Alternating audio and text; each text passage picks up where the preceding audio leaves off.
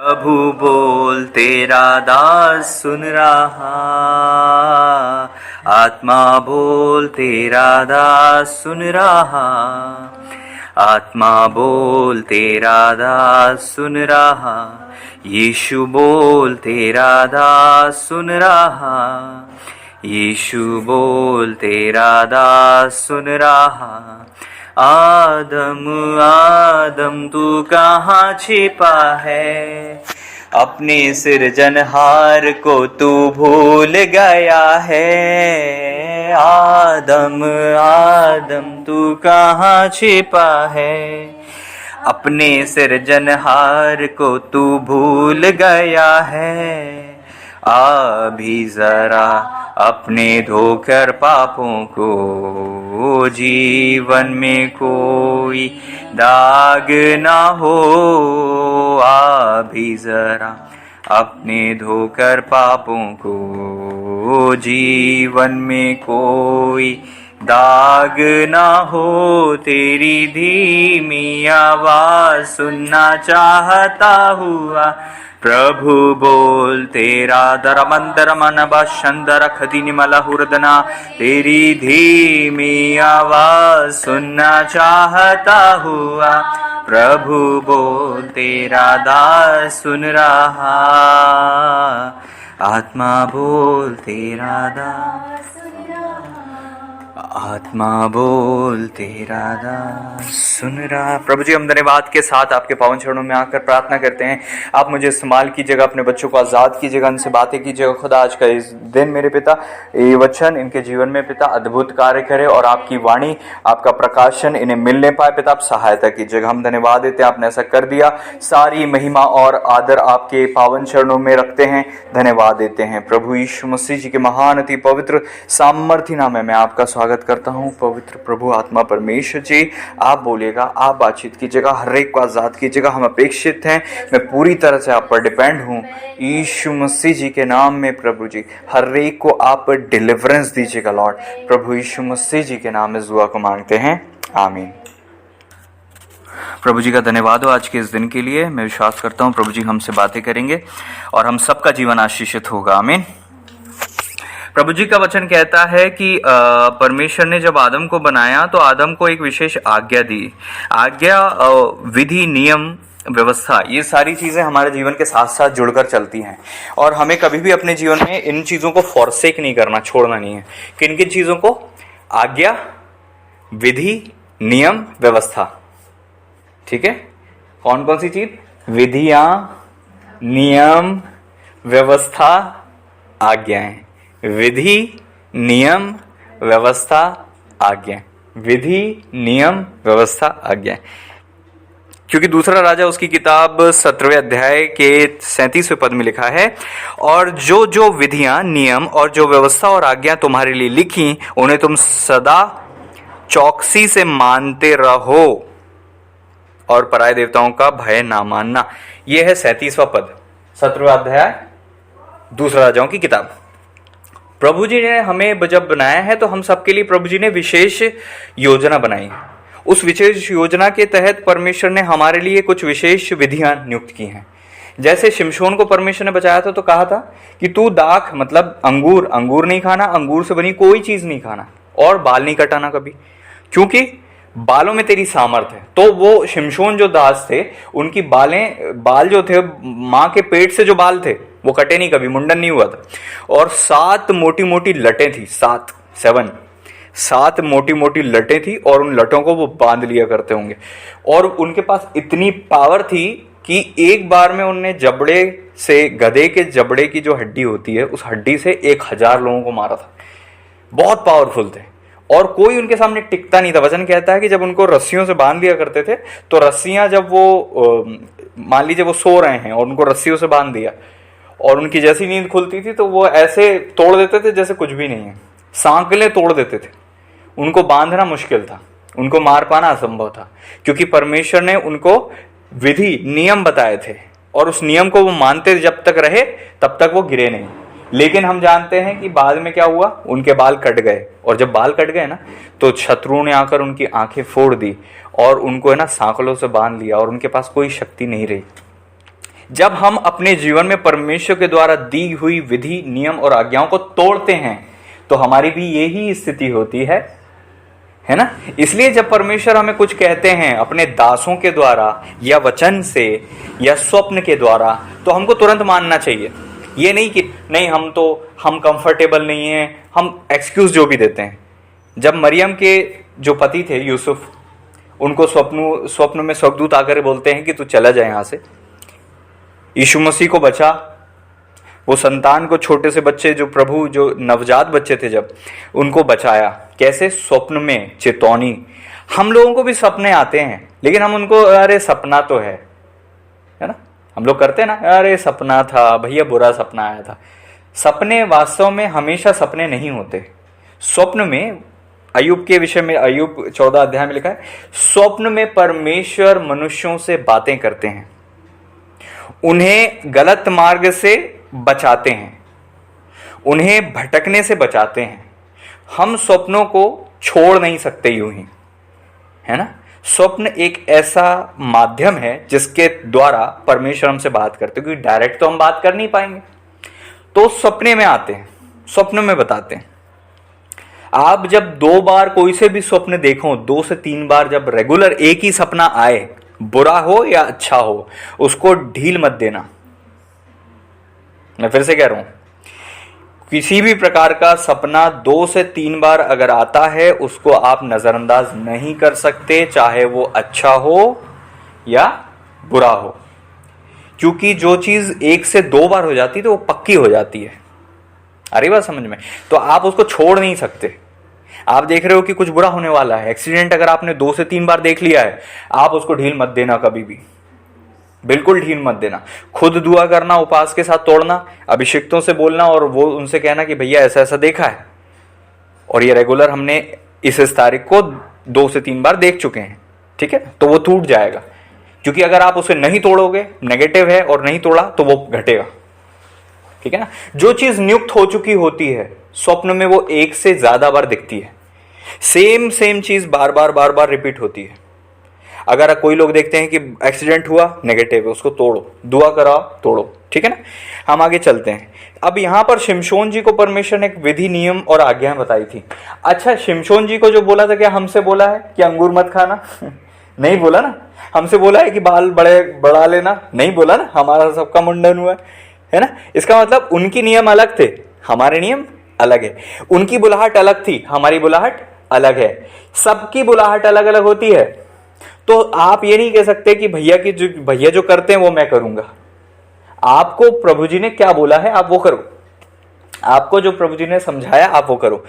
तो मैं आप लोगों को ये चीज समझाना चाह रहा हूं कि आप लोगों के लिए प्रभु जी की क्या नियम है, विधि है, व्यवस्था है और आज्ञा है, ये आप लोगों को पता होना चाहिए। अगर नहीं पता है तो हम अपनी मनमर्जी पूरी करेंगे और हम गिरेंगे, हम हारेंगे, हम प्रॉब्लम में पड़ेंगे। हम सबसे परमेश्वर पर्सनली बात करते हैं, समझ में आ रही? पर्सनली बात करते हैं। प्रभु जी ने अगर आपसे कहा है कि आप फलानी जगह नहीं जाना, तो आपको नहीं जाना है। आपके परिवार वाले भले ही चले जाएं, है ना, लेकिन आपको नहीं जाना, क्योंकि आपके लिए वहां पर तकलीफ है, आपके लिए वहां पर दुर्घटना है, आपके लिए हो सकता है समस्या है, बाकियों के लिए नहीं है। तो आप ये नहीं सोच सकते कि नहीं यार, मेरे को प्रभु ने मना किया तो मैं सबको मना कर दूं, या फिर ये भी नहीं सोच सकते कि बाकी सबको नहीं किया तो मैं क्यों सुनूं। हम लोग करते हैं ना।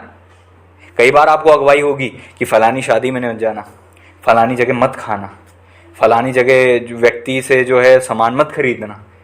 अब ये चीज को हम अरे हमारे मन की बात होगी, नहीं, चलो मन की बात है भी तो प्रभु मन में बात करते हैं ना। भाई प्रभु की वाणी मन में आती है कि नहीं आती है? आती है ना। तो हम नजरअंदाज नहीं कर सकते। ये नहीं कि सुराज भैया आप तो फलानी दुकान से लेते हो, आप इतने बड़े अभिषेक दास हो, आपने ले लिया तो हम भी ले लेंगे। नहीं, मेरे लिए मनाही नहीं होगी, लेकिन आपके लिए मनाही होगी। मेरे लिए हाँ होगी, हो सकता आपके लिए ना हो जाए। आपके लिए परमेश्वर की विधि क्या है, नियम क्या है, व्यवस्था क्या है, आज्ञा क्या है, यह आपको पता होना चाहिए। यह आपको पता होना चाहिए, ठीक है ना। विधि का मतलब है एक विशेष तरीके से जब आप चलते हो, विशेष परमेश्वर विधियां बताते हैं, ऐसा नहीं ऐसा करना, ऐसा नहीं ऐसा करना। मैं जब प्रचार करता हूं, मेरी एक प्रचार करने की एक अलग विधि है, परमेश्वर ने मुझे उसका एक नियम सिद्ध किया है। मैं कभी मोस्टली अधिकतर प्रचार तैयार नहीं करता हूं, ये मेरी लिए जो है नियम है, ये विधि टाइप की है। लेकिन आप अगर प्रचारक हो और आप सोचो कि मैं भी सुराज भैया की नकल करूंगा, तो काम नहीं चलेगा, काम नहीं चलेगा। सबकी अलग अलग सेवा और बुलाहट होती है। तो याद रखें, विधियां, नियम, व्यवस्था और आज्ञाएं परमेश्वर हमें देते हैं पर्सनली। हमें पता होना चाहिए हमारी सेवा के लिए, हमारी बुलाहट के लिए और हमारे आत्मिक जीवन के लिए। अगर नहीं पता होगा तो हम गिर जाएंगे। इसलिए याद रखें, कभी भी उन्हें टालना नहीं। जो परमेश्वर आपसे बातें करते हैं, परमेश्वर आपसे जो वादे करते हैं, परमेश्वर जो प्रोफेसी करते हैं, है ना, वो आपके लिए, पर्सनल लाइफ के लिए हैं। अभी कोरोना का समय था, कई दिन मुझे लगा कि मुझे नहीं जाना बाहर। कभी कभी मुझे लगा कि कोई दिक्कत नहीं, मैं जा सकता हूँ। लॉकडाउन में भी क्योंकि मुझे जाना पड़ा कुछ कारणवश, तो मैं आता जाता रहा, मुझे परमेश्वर ने बचाया, है ना। अब वो ये सोच के कि स्वराज भैया भी तो आते जाते हैं, लॉकडाउन है तो अभी कोरोना का उनको कुछ नहीं हो रहा तो हम भी चलें। नहीं, आप ऐसा नहीं कर सकते, आप कॉपी पेस्ट नहीं कर सकते ना। आप दुआ करो, प्रभु क्या मैं जाऊं, क्या फलानी जगह फलाने से मैं पैसा लूं, पैसा दूं, कुछ संबंध रखूं, कुछ करूं। जब आप अगुवाई में चलोगे तो परमेश्वर आपसे बात करेंगे। समझ रहे हो? Praise the Lord. जब आप परमेश्वर की विधि, नियम, आज्ञा, व्यवस्था को नहीं तोड़ते, तब अच्छा व्यवस्था आप कहोगे भैया व्यवस्था तो है नहीं, अभी व्यवस्था की क्या बात है। आपके लिए परमेश्वर ने क्या व्यवस्था दी, आपके पर्सनल लाइफ के लिए क्या लॉ का मतलब होता है नियम, है ना। आपके लिए परमेश्वर ने क्या नियुक्त किया है, आपके लिए परमेश्वर की क्या आज्ञा है, वो पता होना चाहिए। और वो नहीं पता तो हम गिर जाएंगे। देखो नीति वचन में क्या लिखा हुआ है, मैं यहां निकालता हूं। Thank you Lord. नीति वचन का किताब, उसका 23वां अध्याय, मेरे ख्याल से मैं ढूंढता हूं, देखिए क्या लिखा हुआ है यहां पे। हालेलुया, थैंक यू जीसस, प्रभु जी को महिमा मिले। 22वां अध्याय, वचन कहता है, जो सीमा तेरे पुरखाओं ने बांधी हो उस पुरानी सीमा को ना बढ़ाना। नीति वचन 22 का 28, नीति वचन 23 का 10, पुरानी सीमाओं को ना बढ़ाना। अब इसका मतलब क्या है? इंग्लिश में लिखा है फादर्स। देखिए मैं पढ़ने की कोशिश करता हूं आपके लिए। हाँ, come on Jesus, thank you Lord. मैं केजीवी वर्जन कृपया कर इंग्लिश बाइबल आप लोग रखा करें और उससे क्रॉस रेफरेंस देखा करें, बहुत ज़रूरी है, खासतौर पर आप जो पढ़े लिखे बच्चे हैं।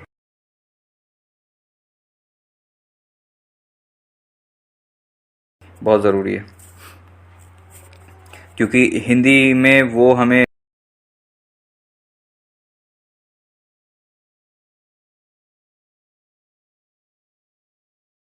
Thank you Jesus, hallelujah, thank you Jesus, hallelujah, glory to God, glory to God. मैं नेट से सर्च कर रहा हूँ, दैट्स वाई थोड़ा सा टाइम कंज्यूमिंग हो रहा है।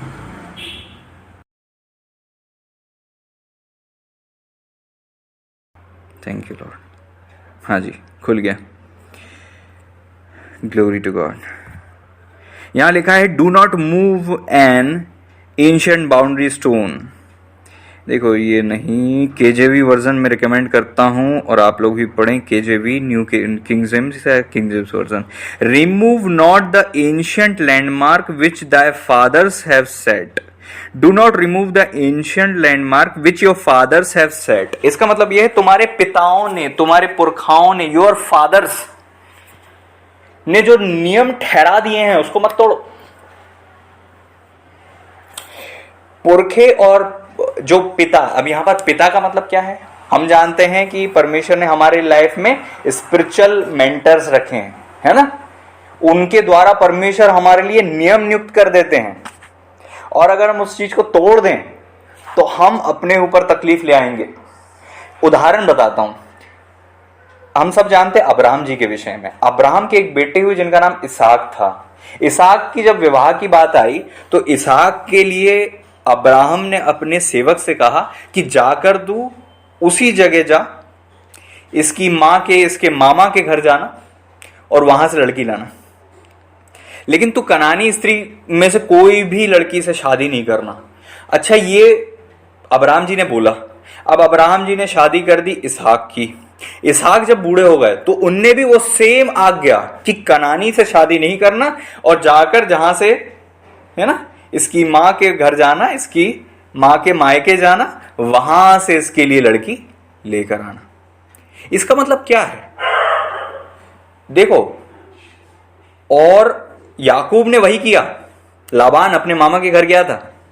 इसका मतलब याकूब ने अपने पिता की मानी और परदादा की मानी। इसका मतलब उनके लिए वो जो व्यवस्था नियुक्त थी, नियम नियुक्त थे, वो नियम क्या थे कि कनानियों से शादी मत करना, है ना। उसका कारण होगा। अब हम बोले हमें तो नहीं आती समझ में, क्यों ऐसा है, भैया ने ये क्यों मना किया। किसी से मैंने कहा था बेटा तुमको ये नहीं इंस्टॉल करना, ये नहीं चालू करना, इसको यूज नहीं करना। अब उनको प्रभु जी उनकी सहायता करें, है ना। इंग्लिश में क्या लिखा हुआ है अभी हमने पढ़ा, दाय फादर्स हैव सेट, जिन लैंडमार्क्स को तुम्हारे पिताओं ने सेट किया है उसको तोड़ना मत। पुराने सिवाने को ना बढ़ाना, जो सीमा तेरे पुरखाओं ने बांधी हो उस पुरानी सीमा को ना बढ़ाना। तू सीमा बढ़ा देगी, अगर तू उस बाउंड्री को लांघ जाएगी तो तेरे जीवन में तकलीफ आ जाएगी। क्यों? क्योंकि उन्होंने बड़ी सोच समझ के तेरे लिए एक दायरा नियुक्त किया था। उस दायरे को जब भी तुम क्रॉस कर जाओगे तुम अपनी लाइफ में तकलीफ ले आओगे। तो परमेश्वर हमारे लाइफ में अपने अभिषिक्तों के द्वारा या फिर किसी भी बड़े अभिषिक्त के या मेंटर किसी के भी द्वारा विशेष बाउंड्री को सेट करते हैं। मैं एक सच्ची घटना बताता हूं, आप लोग सुनिए, खासतौर पे जवान लोग, बहुत जरूरी है, और आप सभी लोग जो सुन रहे हैं। 2019 की बात है, मैं अपने घर में था और परमेश्वर के चरणों में मैं निरंतर बैठा हुआ था। 40 दिन के उपास थे और घंटों प्रार्थना होती थी। उस दौर में परमेश्वर ने कहा था एक लड़की के विषय में, एक बेटी के विषय में, कि वो अपने घर से दूर है और उससे तू बात कर। मैंने कहा ओके लॉर्ड। मैंने प्रेयर करी, मैं शाम को फोन लगाया, मैंने उनकी लाइफ के विषय में परमेश्वर ने जो कहा था मैंने उनको बताया कि तुम परमेश्वर के मार्ग पर चलो, जिस मार्ग पर हो वो गलत चीजें छोड़ दो। 2019 की बात है कि ऐसी ऐसी चीजें छोड़ दो। वो होशंगाबाद की है ना, वो बेटी होशंगाबाद की बेटी है। तो मैंने उसको समझाया, परमेश्वर ने मेरे द्वारा बात की, लेकिन वो नहीं मानी। उसने अपनी इच्छा को पूरा किया और आज की डेट में उस बेटी के साथ इतना बुरा स्थिति हुई है कि आज वो रोती है। और जो उसे मना किया गया था मेरे द्वारा, परमेश्वर ने किया था, मैंने नहीं किया था। मैं 40 डेज के फास्टिंग में था, मैं घंटों प्रार्थना करता था। उन दिनों में परमेश्वर ने मेरे से अगुवाई की थी। लेकिन हम लोग क्या सोचते हैं, भैया ने तो अपने मन से बोल दिया। भैया को वो तौलने लग जाते हैं। ये भूल जाते हैं कि परमेश्वर उस दास के द्वारा बात करते हैं हमसे। ये चालू मत करना, वहां मत जाना, ये मत करना, वो बिजनेस मत करना, ये मत करना, वो मत करना। जब आपको इस प्रकार से परमेश्वर बातें करते हैं तो आप क्यों नहीं सुनते? आज वो लड़की दुख में, तकलीफ में रो रही है, मेरे को मैसेज किया, मेरे को कॉल किया।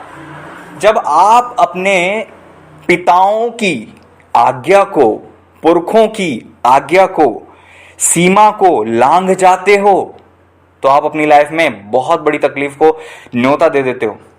और वो तकलीफ है ना, जीवन भर पीछा नहीं छोड़ती है। याद रखना, ऐसा नहीं होता है कि हम एक आज्ञा तोड़ दें और हम क्षमा मांग लें और सब ठीक हो जाए। सब ठीक नहीं होता। समझ में आ रही है? आप जब गलती करते हो तो उसका असर तो रह जाता है। पाप क्षमा होना अलग है, असर अलग है ना। एक और उदाहरण मैं आपको बताता हूं। चलिए, इससे पहले एक और उदाहरण में जब हम जाएं, सबसे पहले हम वचन में जाएंगे और वचन में हम और भी बहुत सारी चीजें यहां पर इस अध्याय में हैं वो सीखेंगे। वो क्या है, यहां लिखा हुआ है, देखो यहां पर ध्यान दीजिए। दूसरा राजाओं की किताब, अगर आपके पास बाइबल है तो आप निकाल के बैठ सकते हैं। दूसरी बात, जितने भी लोग ये सब्जी भाजी काटते हुए है ना, घर में झाड़ू पोछा और बर्तन मांजते हुए जो मैसेज सुनते हैं, जिनको वचन का आदर नहीं करते हैं, उन सबसे मैं बोलना चाहता हूँ वचन का आदर करो। ये सारी चीज़ों को छोड़कर या तो वचन सुनो या फिर वचन को स्टॉप करो, और जब आपको पूरा फ्री रहो तब आप वचन सुनो। ऐसा नहीं कि आप टाइम पास के लिए वचन सुन रहे हो और आधा सुना और निकल गया। ये आपका जीवन है, ये वचन आपके लिए लाइफ है। अगर आपने इसको छोड़ दिया तो आपने अपनी लाइफ को मिस कर दिया और लाइफ में ब्लेसिंग को मिस कर दिया। जब आप लाइफ में ब्लेसिंग को मिस कर दोगे तो तकलीफों में पड़ोगे। ये वचन के द्वारा परमेश्वर आपसे बात कर रहा है।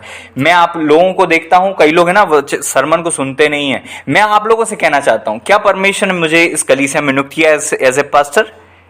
नियुक्त किया है कि नहीं? मैं पासवान हूं ना, पास्टर हूं ना, तो परमेश्वर मेरे द्वारा आपसे बात करेंगे। और अगर आप इन बातों को जो परमेश्वर आपसे कर रहे हैं नजरअंदाज करोगे तो आज नहीं तो कल आपको पता चलेगा कि इसका असर क्या होता है। मैं आपको धमकी नहीं दे रहा हूं, मैं आपको प्यार से समझा रहा हूं, क्योंकि मैंने अपनी लाइफ में लोगों को उठते और गिरते दोनों होते हुए देखा है। ठीक है, प्रभु ना करे कि कोई आप में से कोई भी कभी गिरे। आज्ञाओं को मानो और दीन बनो।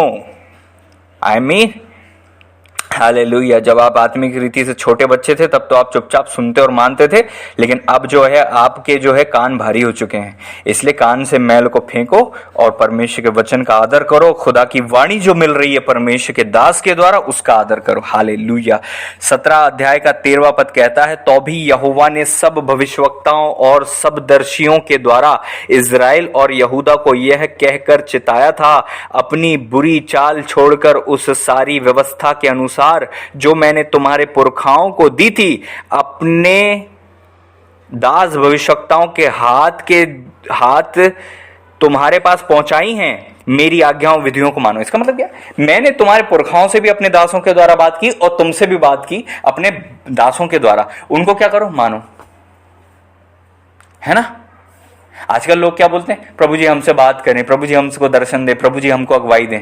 वो ये भूल जाते हैं कि परमेश्वर का वचन हमेशा से कहता आया है कि परम दास और नबियों की प्रतीति करो तो तुम कथार्थ हो जाओगे। कथार्थ का मतलब ब्लेस्ड हो जाओगे। जो लोग दास भविष्यवक्ताओं के द्वारा परमेश्वर जो बात करते हैं उसको रिजेक्ट करते हैं अपनी लाइफ से, वो अपनी लाइफ की ब्लेसिंग को रिजेक्ट करते हैं, परमेश्वर की ब्लेसिंग को रिजेक्ट करते हैं, परमेश्वर की सुरक्षा को रिजेक्ट करते हैं, परमेश्वर की योजनाओं को रिजेक्ट कर देते हैं। वो दास को नहीं, परमेश्वर के कार्य को रिजेक्ट कर देते हैं। ऐसी गलती ना करो। यहां पर लिखा है 13वें पद में हमने पढ़ा कि परमेश्वर का वचन कहता है कि दास भविष्यवक्ता दर्शियों के द्वारा जो चेताया था कि बुरी चाल से फिरो, जो व्यवस्था दी गई थी उसके द्वारा तुमको मानना चाहिए था। मेरी आज्ञाओं और विधियों को माना करो। अब परमेश्वर अपने दासों के द्वारा आज्ञा भी देते हैं, विधि भी देते हैं, और हम अगर नहीं मानते तो हम अपने पैरों पर कुल्हाड़ी मार रहे हैं। 14 पद कहता है, परंतु उन्होंने ना माना। आज यही स्थिति है, परंतु उन्होंने नहीं माना। उन्होंने नहीं माना, वरन अपने उन पुरखाओं के समान जिन्होंने अपने परमेश्वर यहोवा का विश्वास ना किया था, वे भी हटीले बन गए। यही होता है। प्रॉब्लम क्या है ना, वो ये बोलते नहीं हमें इनकी नहीं सुनना, हटीले हो गए, ढिठाई कर ली, है ना, स्टिफ नेक्ड हो गए, मतलब ढीठ हो गए। नहीं हमें नहीं सुनना, नहीं हमें नहीं मानना, हमें अपनी मनमर्जी पूरी करना है। कई लोगों को मैंने समझाया था कि आपको दर दर भटकने की जरूरत नहीं है। परमेश्वर को कहीं से उठाना है तो आपको कहीं से भी उठा सकता है। मैंने बड़े बड़े मीटिंग्स और सेमिनार नहीं अटेंड किए हैं। मैं जगह जगह अभिषिक्तों के लिए पास नहीं किया कि मेरे सर पर हाथ रखो। मैं आपको बताना चाहता हूं, मैंने जो अपने जीवन में परमेश्वर ने जो मुझे सिखाया वो क्या है। खुदा के चरणों में ईमानदार बनो, परमेश्वर अभिषेक देगा तो आपको घर में दे देगा।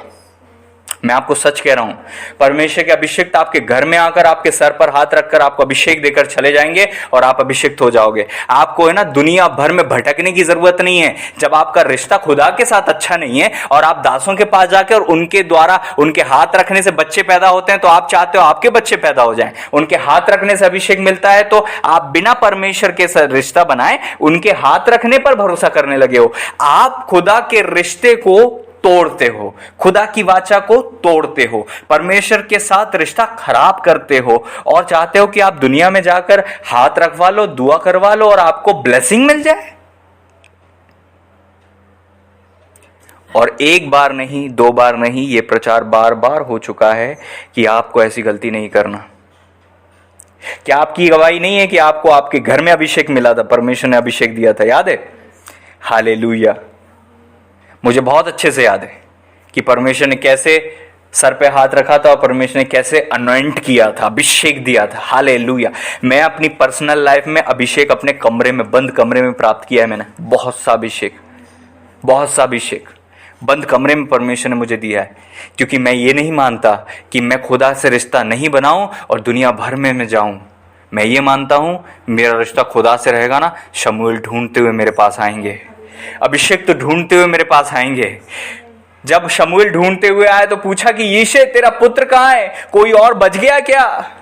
उनने कहा एक बच गया है जो भेड़ चरा रहा है। उनने कहा उसको जल्दी बुला ले और मैं उसको अभिषेक करूंगा। जब परमेश्वर को आपका अभिषेक देना होता है तो परमेश्वर आपको दूर से ढूंढ कर बुला लेगा, दूर से अभिषेक को भेजेगा और जहां आप रहोगे वहां अभिषेक ताकर आपके ऊपर हाथ धर के आपके ऊपर अभिषेक के तेल की प्रार्थना करेंगे, क्योंकि आप ईमानदार हो खुदा के प्रति, ना कि आप भटक रहे हो। खुदा को तो पीठ दिखाते हैं अपने पर्सनल लाइफ में और अभिषिक्तों के पास जाकर, है ना, सर पर हाथ रखने की दुआ मांगते हैं।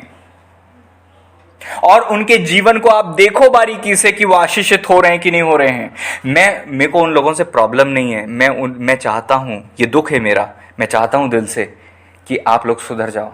मैं दिल से चाहता हूं। नुकसान आप लोगों का है, मेरा नहीं है। मेरा काम प्रचार करना है, प्रचार के बाद मेरा काम खत्म हो जाता है। मैं समझाता हूं, दुआ करता हूं, मैं समझाता हूं, प्रचार करता हूं, दैट्स इट। मानना नहीं मानना आपका काम है। खुदा से रिश्ता अच्छा नहीं है और चाहते हैं कि इससे सबसे दुआ करवा लें ताकि हम ब्लेस्ड हो जाएं। क्या आशीष ऐसे आती है? क्या परमेश्वर को ना खुश करके, खुदा के दासों को खुश करके आशीष मिल जाएगी? मुझे बताओ, क्या परमेश्वर को ना खुश करके खुदा को के दासों को, है ना, अपनी दूसरा चेहरा, दूसरा मुखौटा बताकर तुम ऐसा कर लोगे?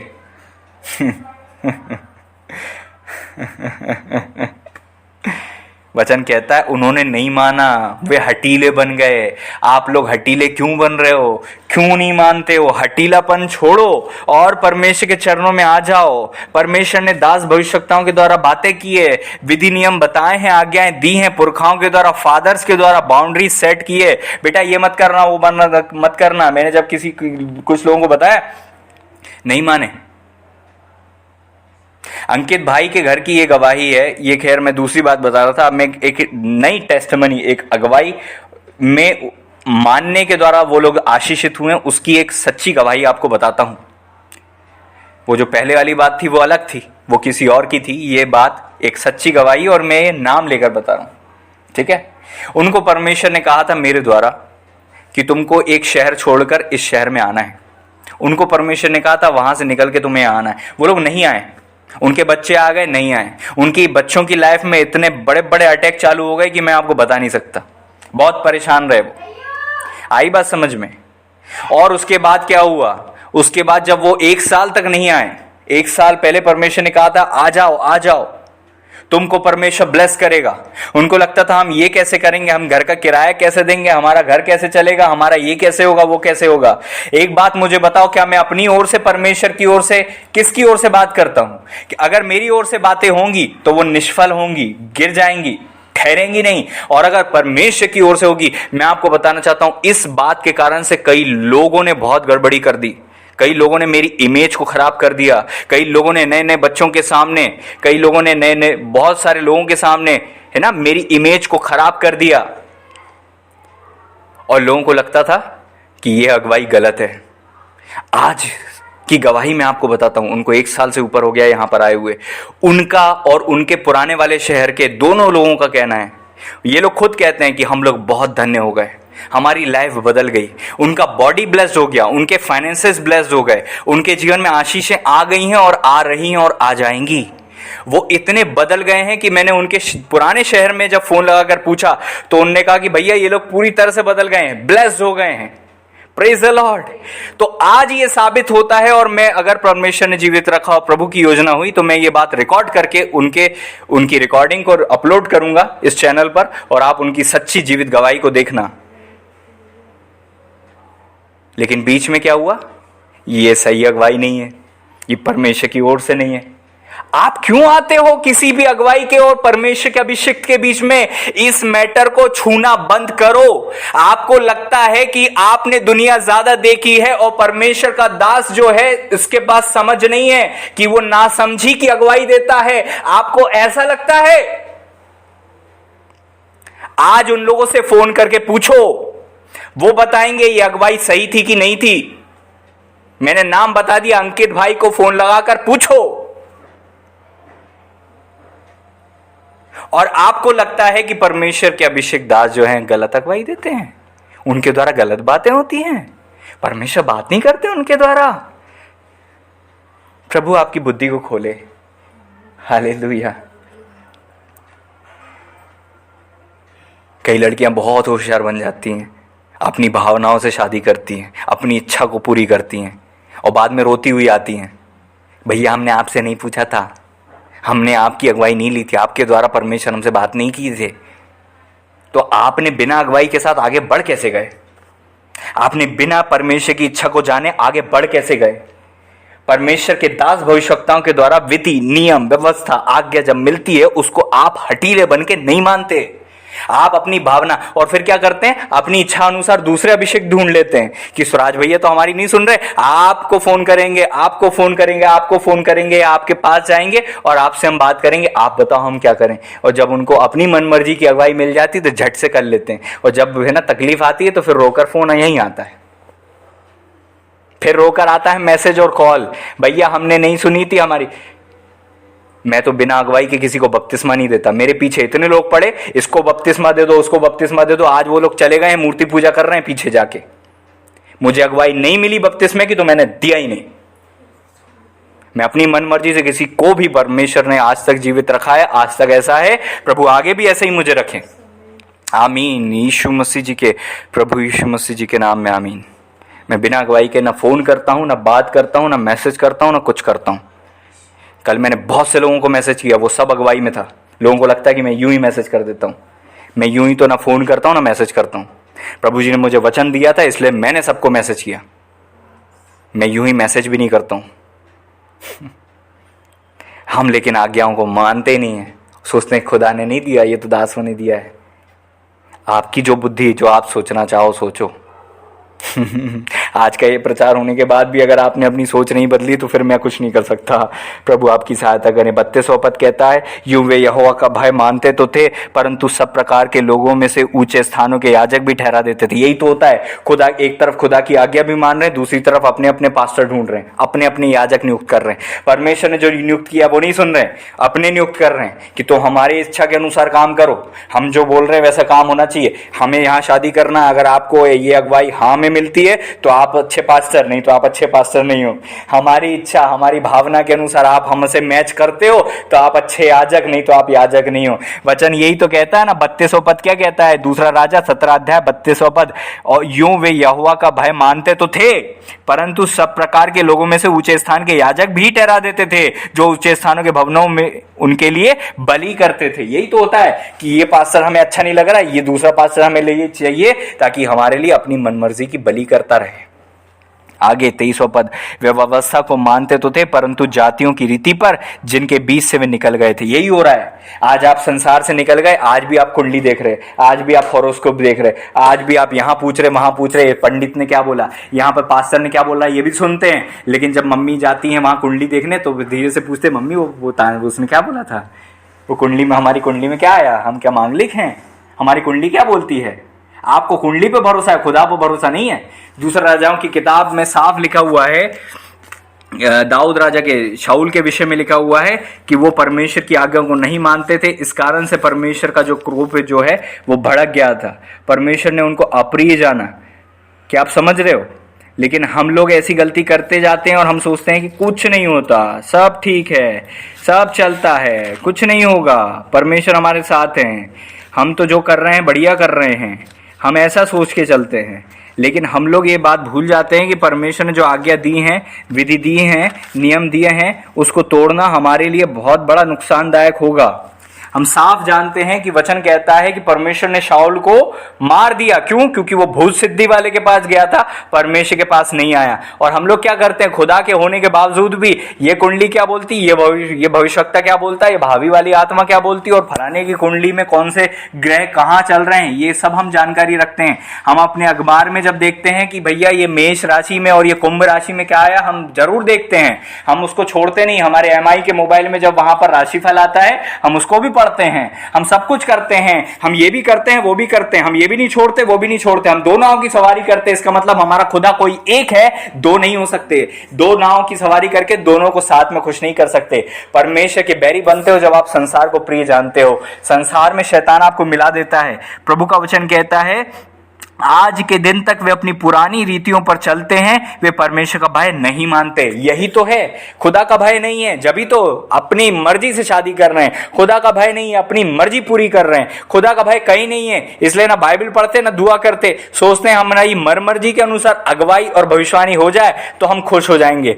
लेकिन वो ये भूल जाते हैं कि परमेश्वर ने विधि, नियम, व्यवस्था और आज्ञा नियुक्त की है और उसको मानने के लिए परमेश्वर ने हमारे लिए रखा है। 39वां पद कहता है केवल अपने परमेश्वर यहोवा का भय मानना, वही तुमको सब शत्रुओं के हाथ से बचाएगा। प्रॉब्लम क्या है, हम शत्रु के हाथ में पड़ते क्यों हैं? क्योंकि आज्ञा तो आ जाती है और हम उसको रिजेक्ट कर देते हैं, हटीले बन जाते हैं। फिर क्या होता है, हम शत्रु के हाथ में फंस जाते हैं। प्रभु का वचन कहता है केवल अपने परमेश्वर का भय मानना, तुम शत्रु के हाथ से बचाएगा परमेश्वर तुम्हें। लेकिन क्या हुआ, आगे क्या लिखा है 40वें पद में, तो भी उन्होंने ना माना परंतु वे अपने पुरानी रीतियों के अनुसार करते रहे। है ना, जी हाँ बोलते हैं। आप हमारे है ना पास्टर हो, आप हमारे आत्मिक पिता, सब बोलते हैं, लेकिन जब करने की बारी आती है तो शादी वहीं करते हैं जहां इच्छा है। जिससे टांका भिड़ा है वहीं संबंध करते हैं, वहीं रिश्ता करते हैं। परमेश्वर को पीठ दिखा देते हैं बिल्कुल एक सटीक रूप में। जानते हैं सही क्या है गलत क्या है, लेकिन मम्मी पापा के चेहरे को उदास नहीं देखना, उनको खुश करना है। खुदा को नाराज देख लेंगे, है ना, मांस हड्डी को निराश नहीं देखना उनको। जीवित ईश्वर को निराश देख लेंगे, जीवन भर रोते रहेंगे, फिर रो रो कर मांग बोलेंगे कि हमारे लिए दुआ करो कि हमारा ये ठीक हो जाए। हमारी औलाद जो है बार बार बीमार पड़ती है, हर अमावस्या पूर्णिमा पर इस पर अटैक होते। क्यों होते? क्योंकि तुमने गलत जीवन साथी चुना था। उसके द्वारा जो शरीर उस लड़के को मिला है, उस बेटी को मिला है, वो शरीर किसी और के शरीर से शरीर मिला है। अब आपने मिक्सचर बनाया है, वो मिक्सचर को परमेश्वर की उपस्थिति में तो परमेश्वर की सामर्थ छुआ करेगी, अमावस्या पूर्णिमा पर दुष्टात्मा छुआ करेंगी। क्यों? क्योंकि तुमने मिक्सचर बनाया है। परमेश्वर ने 1000 लोग ऑप्शन नहीं बनाए तुम्हारे लिए, चुन के परमेश्वर ने कोई एक जीवन साथी रखा है, क्योंकि परमेश्वर एक योजना के तहत एक ऐसा व्यक्ति बनाना चाहता है जिसको कोई दुष्टात्मा छूने नहीं पाए। लेकिन आप लोग क्या करते हो, गलत शादी करके उस बच्चे की जो शरीर है वो कोई अन्य जाति पिता बना देते हो। उसका पिता, अपना पति अन्य जातियों के साथ शादी करते हो। फिर क्या करते हो आप, वो जो मूर्ति पूजक है, जिसकी वाचाएं दुष्टात्माओं और देवी देवताओं से है, उसके द्वारा जब संतान पैदा होती है तो आधा तो असर परमेश्वर का रहता है, आधा दुष्टात्माओं का रहता है। फिर आपकी संतान अमावस्या पूर्णिमा पर रोती है और बाकी दिन में आत्मा में बढ़ती है। आप मिक्सचर पैदा कर रहे हो, मिक्सचर, और आपको लगता है कि परमेश्वर आपको ब्लेस करेंगे। जो बीज परमेश्वर ने रखा था वो बीज को आपने रिजेक्ट कर दिया। वो फलाने शहर में जिससे आपकी शादी होनी थी, जिस बीज के द्वारा आपकी जो संतान पैदा होती वो आदमिक होती, लेकिन अब जो संतान पैदा हुई है मिक्सचर संतान पैदा हुई है। इसमें परमेश्वर का भी अंश है क्योंकि आप परमेश्वर में हो, उसमें शैतान का भी अंश है क्योंकि उसका जो पति है, उसका जो पापा है वो विश्वासी नहीं है, वो अन्य जाति के आगे धूप जलाता है। तो अमावस्या पूर्णिमा पर दुष्ट आत्मा इसको विजिट करती हैं। शर्म करो, अभिषिक्तों की आज्ञा नहीं मानते। तुमको लगता है तुम्हारे पास ज्यादा बुद्धि और ज्यादा ज्ञान है। परमेश्वर की वचन की आज्ञाओं को तुम तोड़ के ये सोचते तुम भाग्यवान और आशीषित हो जाओगे। जिस क्षेत्र में ज्ञान नहीं है ना, उस क्षेत्र में ना अपनी दिमाग चलाना बंद कर दो। खुदा की आज्ञा मानो, हां तो हां, ना तो ना। जिसका हम भरोसा करते हैं वो हमें धोखा नहीं देंगे। परमेश्वर जिसका हम भरोसा करते हैं वो हमें धोखा नहीं देंगे। हम उन पर विश्वास रख के आगे चलें, हमारा कुछ नहीं बिगड़ेगा। आमीन। क्या परमेश्वर पे भरोसा कर सकते हो? मत करो मुझ पर, परमेश्वर पे कर सकते हो। आप खुदा पे भरोसा करके दुआ करो ना, परमेश्वर मेरी अगुवाई कर, परमेश्वर मुझे इस्तेमाल करेंगे, आपके लिए सही बात बोलेंगे, सही आज्ञा देंगे, सही आज्ञा, विधि, नियम और व्यवस्था ठहराएंगे। और जब आप उसको मानोगे आप आशीषित होगे, शत्रु हारेंगे।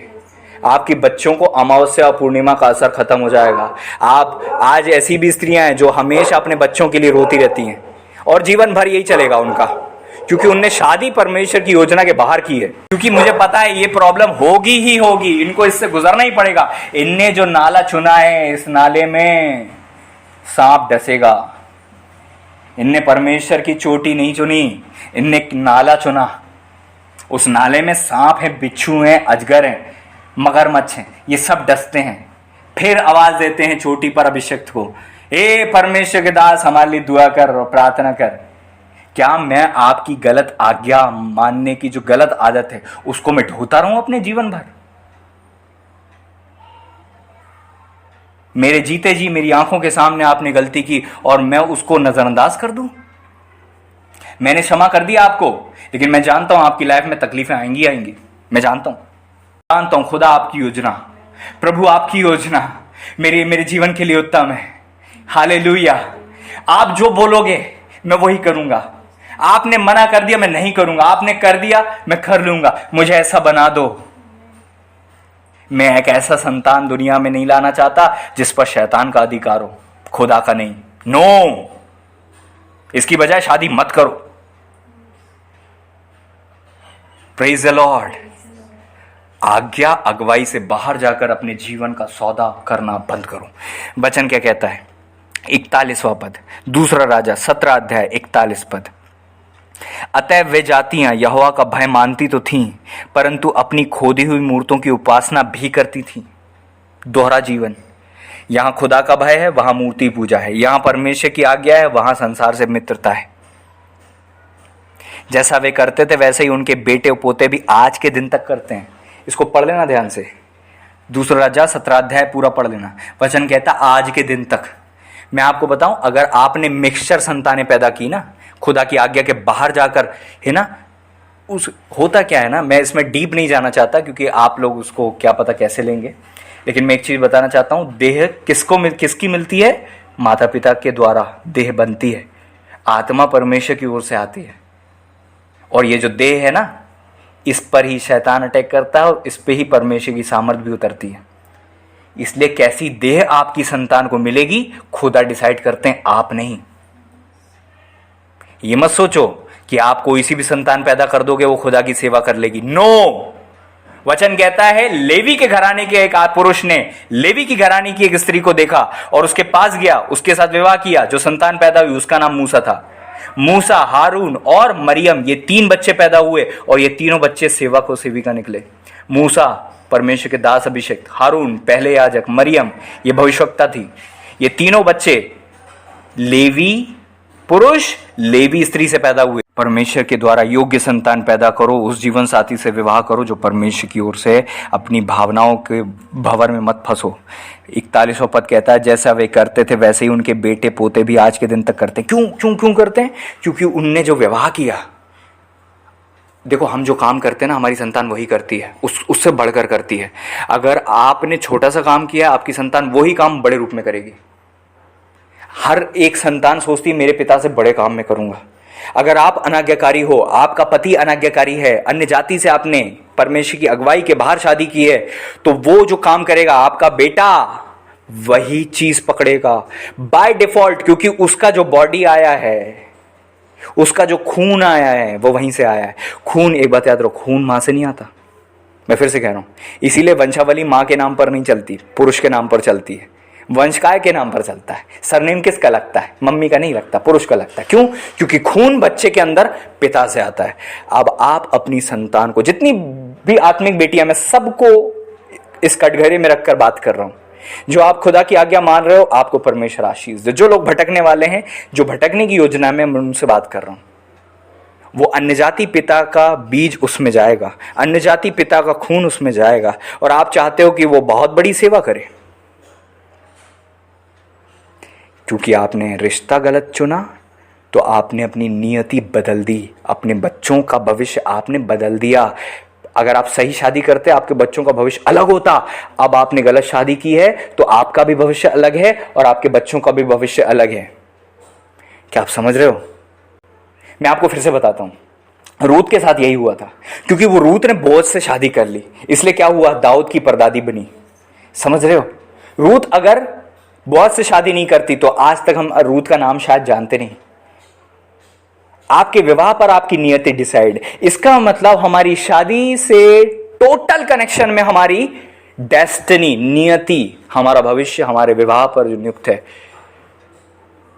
आप गलत शादी करके अपनी सेवा को कैसे पूरी करोगे? लेकिन मैंने अपने अनुभव से देखा है कि बहुत रोती हैं वो लड़कियां, बहुत रोते हैं वो बच्चे, बहुत बिलखते हैं वे, क्योंकि गलत आज्ञा मानते हैं, गलत बातों में जाते हैं, गलत अगुवाई में चलते हैं। उनको लगता है कि वो ये दास तो छोटे से दास हैं, इनको नहीं मिलती अगुवाई। हाँ, मैं छोटा हूं, मानता हूं, खुदा का वचन सबसे बड़ा है। Praise the Lord. खुदा का वचन पुराने और नए नियम दोनों में कहता है, अविश्वासी के साथ असमान जीवन मत जुतो, आज्ञा विधि नियम मत तोड़ो। आज्ञा का प्रभाव सकारात्मक होता है, अनाज्ञाकारिता का प्रभाव नकारात्मक होता है। हम सब जानते हैं कि आज्ञा मानने से थोड़ा सा दर्द होगा, थोड़ी देर माता पिता छिड़ेंगे, गुस्सा करेंगे, जीवन भर रोने से बच जाओगे। लेकिन अगर आप एक दिन के लिए, 2 दिन के लिए मां पे आपके चेहरा देखकर अगर आप गलत विवाह कर लोगे, जीवन भर आपको भी रोना पड़ेगा, आपके घराने को भी रोना पड़ेगा, और आपका जो पास्टर है रो रो कर फोन वहीं करोगे आप, क्योंकि और कोई ऑप्शन भी नहीं रहेगा आपके पास। इतनी लाइफ को क्यों खराब कर रहे हो अपनी एक मनमर्जी को पूरी करने के लिए? क्यों ऐसी गलती करते हो प्रियो? निकल जाओ, निकल जाओ। मैं भी तो गलत बातों में था, मैंने छोड़ा ना, परमेश्वर ने मुझे आजाद किया ना। तुम नहीं छोड़ सकते क्या? तुम लोग आजाद नहीं हो सकते क्या? तुम लोग को परमेश्वर नहीं छुटकारा दे सकता क्या? जब मेरी लाइफ में ये सारी चीजें छूट गई, तुम्हारे लिए नहीं छूटेंगी क्या? मैं तो एक जीवित चलती फिरती पत्री और गवाह हूं इस बात का कि परमेश्वर ने मुझे गलत बातों, गलत रिश्तों, गलत संबंधों, गलत व्यसनों से आजाद किया, और आज मैं आजाद हूं उन चीजों से, ताकि आपको मैं कह सकूं परमेश्वर की योजना में आ जाओ, परमेश्वर आपको आशीषित जरूर करेंगे। मैं विश्वास करता हूं आपको प्रभु ने आशीष दी। आइए हम दुआ करें। प्रभु को धन्यवाद दें इन सारे वचनों के लिए। दूसरा राजाओं की किताब 17वां अध्याय जब आप पढ़ोगे आपके होश उड़ जाएंगे। अगर आप आत्मा में पढ़ोगे आपको अपने जीवन की मुख्य मुख्य बातें यहाँ पर सीखने को मिल जाएंगी। हालेलुया। प्रभु जी हम धन्यवाद देते हैं। मैं आपके पावन चरणों में अपने आप को बहुत छोटा करता हूँ, बहुत नम्र करता हूँ, बहुत दीन करता हूँ। जाने अनजाने में वचन में अगर कोई गलती होगी मैं आपसे माफी मांगता हूँ, मुझे माफ कर देना प्रभु। मेरी प्रार्थना है प्रभु ये वचन वैसा ही पहुंचे जैसा आपकी ओर से है, और वैसा ही इनके जीवन में उतरे जैसा आप चाहते हैं। ये वही सुने और वही समझे जो आप चाहते हैं। जो आपकी ओर से नहीं है वो सुनने ना पाए, और जो आपकी ओर से उसी के अनुसार करने पाए। आप सहायता कीजिएगा। इनका हफ्ता भर आशीषित हो, इनका भविष्य आशीषित हो, इनका आत्मिक जीवन आशीषित हो। आत्मा में उठे, बलवंत हो, अभिषेक में बढ़े, उन्नति करें मेरे प्रभु। आपसे लिपटे रहें। हम सबों की सुधि लेना प्रभु। धन्यवाद देते हैं। इनका हफ्ता भर आशीषित हो, हर एक को ब्लेस कीजिएगा। आपने ऐसा कर दिया, हम विश्वास करते हैं। धन्यवाद के साथ प्रभु यीशु मसीह जी के महान अति पवित्र सामर्थ्य नाम में मिलकर हम दुआ को मांग लेते हैं। आमीन। अब हमारे परमेश्वर पिता का प्रेम, पुत्र प्रभु यीशु मसीह जी का पवित्र अनुग्रह और पवित्र प्रभु आत्मा परमेश्वर जी की गहरी संगति और सहभागिता हम सबों के साथ प्रभु जी के दूसरे आगमन तक वर्णयुगानुयुग होती रहे। आमीन। प्रभु आप लोगों को ब्लेस करें, आपकी रक्षा करें। हालेलुया। ओ परमेश्वर वचन के सुनने वाले, वचन पर चलने वालों के मुख पर अपना प्रकाश चमकाते हैं, क्योंकि परमेश्वर का वचन हमें जीवन देता है, प्रकाश देता है। उस प्रकाश में हम चलते हैं। हालेलुया। Thank you lord. प्रभु मैं आपको धन्यवाद देता हूँ, आपने मुझे इस्तेमाल किए। आज का वचन उत्तम वचन आपने ब्लेस किया है, मैं धन्यवाद देता हूँ। सारी महिमा और आदर आपके पावन चरणों में रखते हुए प्रभु यीशु मसीह जी के नाम में दुआ को मांगते हैं। थैंक यू ट्राइयून गॉड, त्रिएक परमेश्वर आपकी महिमा हो। Thank you Holy Spirit Lord ji. Thank you, Lord, for Jesus.